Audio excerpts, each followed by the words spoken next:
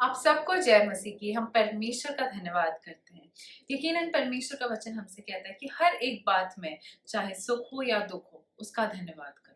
चाहे परिस्थिति जैसी भी क्यों ना हो, लेकिन जब हम उसका धन्यवाद करते हैं, जब हम उसकी उपस्थिति में बैठते हैं, तो हम एक अपर हैंड ले लेते हैं। हम एक कदम ऊपर चढ़ जाते हैं उस विजय की ओर। भले ही आपकी शारीरिक आंखें आपको सिर्फ डिस्करेजमेंट, दुख, दर्द दिखा रही हो, लेकिन आपकी आत्मिक आंखें आपको परमेश्वर के प्रेम, उस विजय को दिखाएंगी।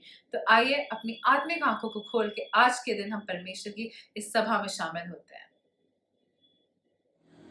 Praise the Lord. मैं परमेश्वर की महिमा में एक गीत गाना चाहती हूँ। कब तक खुदा मेरे, कब तक खुदा मेरे, कब तक ए खुदा मुझ पे अपना कहर ना दिखा। अब तो मुझ पे रहम करके मैं मर चला। मुझको दे दे शिफा, मुझको दे दे शिफा। बेकरारी मेरी जान की बढ़ती रहेगी ये कब तक खुदा मेरे, कब तक खुदा मेरे, कब तक ए खुदावन तू अब मेरी जान को छुड़ा। अपनी रहमत की खातिर से मुझको बचा। मर के कैसे करूँगा तुझे याद मैं, कब्र में शुक्र कैसे करूँगा अता। मन तो कर हाथ थक ही गया। और कब तक खुदा मेरे, कब तक खुदा मेरे, कब तक। मेरे बिस्तर पे है आंसुओं की नमी। मेरी आंखें भी रो रो के जाती रही। ए मेरे दुश्मनों तुम भी सुन लो जरा। मेरे मालिक ने सुन ली है मेरी दुआ। है वो दुश्मन मेरे बेकरार और शर्मिंदा। रहमत रहमत खुदा की है, रहमत खुदा तेरी रहमत। Praise the Lord. Praise the Lord. आप सबको जय मसीह की। आज जब हम वचन सुनने से पहले एक सवाल मैं पूछना चाहती हूँ। क्या आज आप लोगों ने वचन पढ़ा है? अगर पढ़ा है तो अगर मैं पूछूं कि आज अगर आपने वचन पढ़ा है तो कौन सा अध्याय पढ़ा है, कौन सा चैप्टर पढ़ा है? अगर चलिए चैप्टर नहीं पता, कौन सा वर्स पढ़ा है या किस किताब में से है? या फिर अगर पूछें कि जो सारांश आपने पढ़ा, जो भी पढ़ा है उसका क्या सारांश है, क्या जिस्ट है, क्या मतलब क्या चीज़ था जो आपने पढ़ा है, क्या आपको याद है? अगर याद है तो बहुत ही अच्छी बात है, लेकिन अगर याद नहीं है तो ये बहुत दुख की बात है। ऐसा क्यों होता है कि कई बार वचन जब हम पढ़ते हैं डेली, लेकिन अगर आफ्टरनून तक ही हम उसको उन बातों को याद करें तो हमें याद नहीं रहता, रात तक याद करें तो बिल्कुल ही भूल जाते हैं। ऐसा क्यों है? आइए हम वचन से देखेंगे कि शैतान किस तरह से हमारे जीवनों में वचन को घुमा देता है, वचन को चुरा लेता है, ताकि हमारा आत्मिक जीवन नष्ट हो जाए, बर्बाद हो जाए और हम कहीं के ना रहे, क्योंकि उसका काम ही है ये। जैसे यूहन्ना के 10:10 में लिखा है, चोर किसी और काम के लिए नहीं परंतु केवल चोरी करने और घात करने और नष्ट करने को आता है। मैं इसलिए आया कि वे जीवन पाएं और बहुतायत से पाएं। Praise the Lord, hallelujah. चोर कौन है? शैतान है। यहाँ शैतान की बात की जा रही है। चोर किसी और काम के लिए नहीं आता, वो सिर्फ हमें बर्बाद करने के लिए आता है। वो चाहता है कि जो जीवित वचन जो बोया गया है हमारे जीवन में, चाहे आप, हो सकता है आप sermon सुनते हो और उसके द्वारा कोई वचन आपके जीवन में बोया गया हो, या डेली जो आप पढ़ते हैं उसके द्वारा जो वचन आपके जीवन में बोया गया हो, या कहीं से भी आप जो भी सुनते हैं, देखते हैं, उसके द्वारा जो भी वचन आपके हृदय में गया है, वो शैतान का पूरी कोशिश रहती है कि उस वचन को वो चुराए। क्यों? क्यों ऐसा? क्योंकि उसमें, उस वचन में जीवन है। जैसे इसमें लिखा है, मैं कौन है? यीशु मसीह। यीशु मसीह आए ताकि हम जीवन पाएं और बहुतायत का पाएं। तो जीवन कौन है? यीशु मसीह। और यीशु मसीह ही वचन है। जैसे कि परमेश्वर के वचन में लिखा है, यूहन्ना 1:14 अगर हम पढ़ेंगे तो उसमें लिखा है, और वचन देहधारी हुआ और अनुग्रह और सच्चाई से परिपूर्ण होकर हमारे बीच में डेरा किया, और हमने उसकी ऐसी महिमा देखी जैसे पिता के इकलौते की महिमा। Praise the Lord, hallelujah. जैसे कि इसमें वचन में लिखा है, वचन देहधारी हुए, यानी यीशु मसीह स्वयं देहधारी हुए और पृथ्वी पे आए। यानी जब हम वचन को पढ़ते हैं तो वाकई जीवन प्रदान होता है, जीवन हमें मिलता है।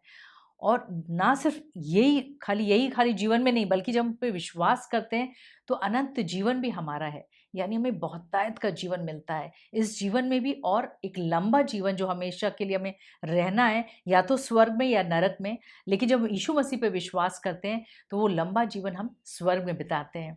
तो कितनी बड़ी आशीष है परमेश्वर की हम सबके ऊपर। और यहाँ पर शैतान क्या करता है, उसी वचन को चुराता है, उस जीवन की बातों को हमारे हृदय से चुरा लेता है और हमें बर्बाद कर देता है।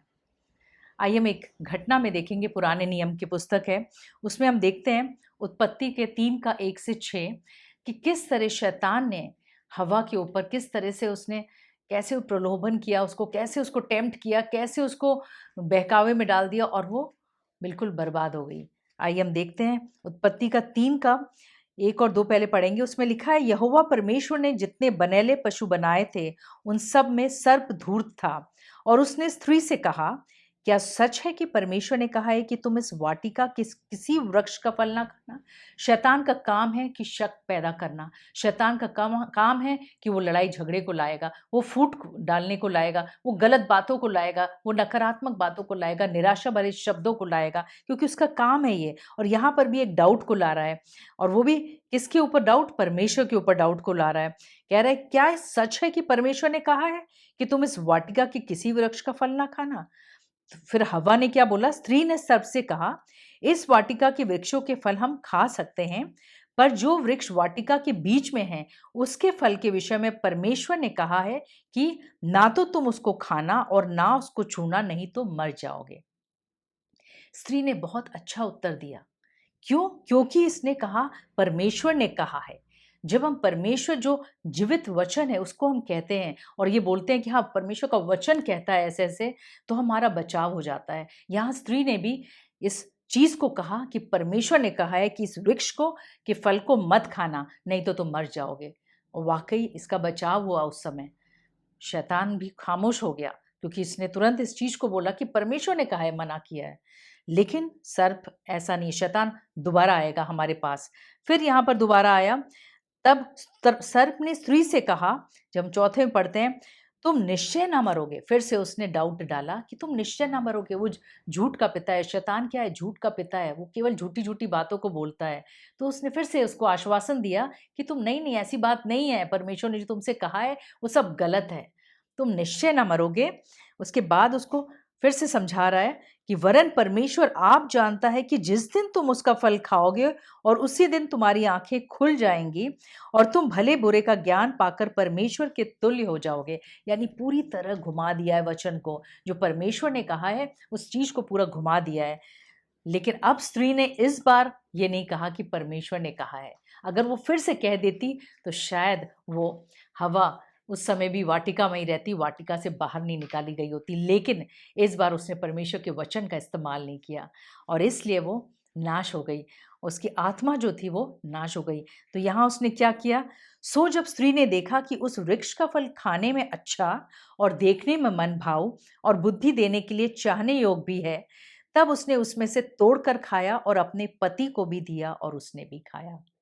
यानी परमेश्वर कि जो वचन को हम नहीं बोलते हैं, जो हम वचन को इस्तेमाल नहीं करते अपने जीवन में, जब हम वचन के अनुसार नहीं चल पाते, तो वाकई क्या होता है हमारा, हम बर्बाद हो जाते हैं। और शैतान इसीलिए आया है, वो चोर किसी और काम के लिए नहीं, वो सिर्फ हमें नष्ट करने, बर्बाद करने आया है। और वाकई उसका जो मोटिव था कि हवा को बर्बाद करने, स्त्री को बर्बाद करना, उसके आत्मिक जीवन को बर्बाद करना, उसको परमेश्वर से दूर करना, उसने ये कर दिखाया।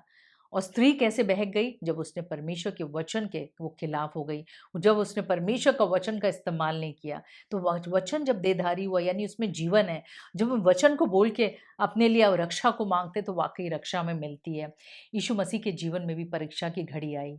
अगर हम देखते हैं मत्ती का 4 का 1 से 11 आप अपने घरों में अपना पढ़ लीजिएगा उस सारी चीज़ों को, कैसे एक-एक करके परीक्षा की घड़ी आई उनके ऊपर। लेकिन हर परीक्षा में उन्होंने क्या बोला? लिखा है। स्वयं परमेश्वर होके जब वो मनुष्य बनकर आए, तो भी उन्होंने हमेशा वचन का इस्तेमाल किया और बोला, लिखा है मनुष्य केवल रोटी से जीवित नहीं रहेगा, परंतु परमेश्वर के वचन से जीवित रहेगा। हर बार उन्होंने शैतान को किससे कैसे जवाब दिया? परमेश्वर के वचन से। तो परमेश्वर हमसे और आपसे यही हमें सिखाना चाहते हैं कि अगर शैतान हमें घात करने आ रहा है, तो हमें परमेश्वर का वचन इस्तेमाल करना है। उससे शैतान हमारे जीवनों से भागेगा, क्योंकि वो कुछ और करने नहीं आता, हमारे जीवनों को केवल नाश और बर्बाद करने आता है। लेकिन यीशु मसीह आए ताकि हम जीवन पाएँ, और उस जीवन का इस्तेमाल हमें कैसे करना है? वचन को अपने मुख से बोलना है। उन घड़ियों में जो विपरीत परिस्थितियों से हम गुज़रते हैं, जब आपके जीवन में बहुत सी बीमारियाँ हों, बहुत सी कष्ट हों, तो आप शांत मत रहें, खामोश मत रहें, शैतान की बातों को सुनते ही नहीं रहें कि हम सुनते रहते हैं तो हम कई बार उसके वश में आ जाते हैं। लेकिन क्या करना है? हमें वचन से उसे जवाब देना है। जब हम वचन से जवाब देंगे तो वाक़ई बहुत बड़ी जीत को हासिल करेंगे। परमेश्वर आप सबको इस वचन से आशीष दे। Praise the lord. आइए हम सब प्रार्थना में चलें, अपनी आँखों को बंद करें। हालेलुया। धन्यवाद पिता परमेश्वर, हम धन्यवाद करते हैं आज के सुंदर दिन के लिए, हम धन्यवाद करते हैं सुंदर वचन के लिए परमेश्वर। वाकई जिस तरह आपने हम सबों से बातचीत की परमेश्वर, कि वचन परमेश्वर जिस तरह देहधारी हुआ, तो हमें वचन को किस तरह से इस्तेमाल करना है। वाकई जब विपरीत परिस्थितियां परमेश्वर हम सबके जीवनों में आए, तो उन्हें दे परमेश्वर हम खामोश ना रहे, बल्कि परमेश्वर आपके वचन का इस्तेमाल करें, क्योंकि परमेश्वर वचन ही परमेश्वर है। और जैसा परमेश्वर आपके वचन में आपने हमें दिखाया कि परमेश्वर सिखाया इस बात को परमेश्वर, कि चोर किसी और काम के लिए नहीं, बल्कि वो सिर्फ नष्ट और घात करने आता है, बल्कि आप आए ताकि हम जीवन पाए और बहुतायत का पाए। तो उन्हें दे हम जीवन की बातों को बोले, आपके वचन का इस्तेमाल करें, ताकि शैतान परमेश्वर हमारे जीवनों से भागने पाए, हमारी तमाम विपरीत परिस्थितियों से भागने पाए। तो इस वक्त भी जितने भाई बहन परमेश्वर इस वक्त भी परमेश्वर दुखी हैं, जो बहुत टूटे हुए हैं परमेश्वर, जो निराशा में है परमेश्वर, उनकी तमाम निराशा आपके नाम से जाता रहे परमेश्वर। रखा रखी तरह खा ललशी तरह को ललकी तरह बोरो करो, अपनी असीम शांति को दे हर एक के हृदय में परमेश्वर, क्योंकि वो शांति सिवाय आपके और कोई नहीं दे सकता। सिवाय परमेश्वर वो तसल्ली आपके अलावा और कोई दे ही नहीं सकता परमेश्वर। तो उन्हें दे परमेश्वर, जितने लोगों के जीवन में परमेश्वर कोई विरोध है परमेश्वर, तो उन्हें दे तमाम विरोधी शक्तियां परमेश्वर शांत होने पाए परमेश्वर। उन्हें दे परमेश्वर, जब आप उनके साथ है तो उनका विरोधी कौन हो सकता है परमेश्वर। प्रार्थना करते परमेश्वर, जिनके परिवारों में परमेश्वर कलेश है, लड़ाई झगड़े हो रहे हैं परमेश्वर, हर एक परिवार में परमेश्वर आपके प्रेम को मांगते हैं, शांति को मांगते हैं, एकता को मांगते हैं परमेश्वर। उन्हें दे परमेश्वर, जिन बच्चों के परमेश्वर एग्जाम्स आ रहे हैं परमेश्वर, उन्हें दे उनको बुद्धि अपने ज्ञान से भर परमेश्वर, पढ़ाई लिखाई की आत्मा दे परमेश्वर, और उनके एग्जाम में परमेश्वर उन्हें दे उत्तम सफलता को दे परमेश्वर। जो भी डर है, घबराहट है, नर्वसनेस है, वो दूर होने पाए परमेश्वर। सभी बातों के लिए एक बार फिर से हम धन्यवाद करते हैं परमेश्वर, प्रार्थनाओं को सुनने के लिए, उसे उसका उत्तर देने के लिए। प्रार्थना यीशु मसीह के नाम से मांगते हैं, सुनो कबूल कर, आमीन। परमेश्वर आप सबको बहुत आशीष दे। God bless you all.